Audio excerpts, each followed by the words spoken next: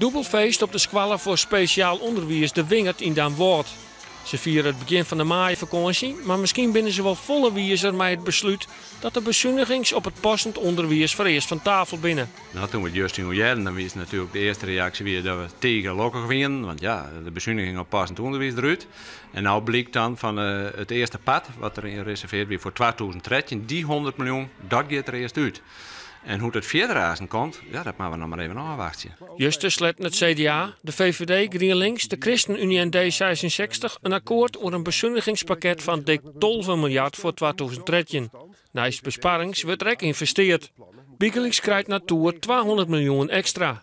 Dat had GroenLinks binnenhellen. Die betekent voor GroenLinks, denk ik, dat we laten zien dat we niet bang zijn om verantwoordelijkheid te nemen. En dat we weten wat dat betekent. En ondanks het feit dat we daardoor mopperende mensen kunnen krijgen binnen onze partij, doen we het wel.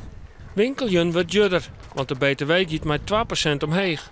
Maar een besite onder theater wordt onttrekkelijker.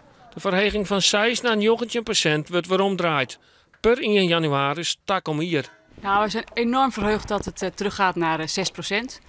En we hopen dat we daar absoluut weer meer bezoekers mee krijgen naar de Harmonie. Want de prijzen moeten dan gaan naar beneden. En denk je dat het een gunstig effect heeft? Ik ga ervan uit dat het een effect heeft. We hebben net een publieksonderzoek gedaan en daar komt toch wel uit dat de prijs wel een issue is om niet te gaan naar het theater. Dus wij zijn er erg blij mee.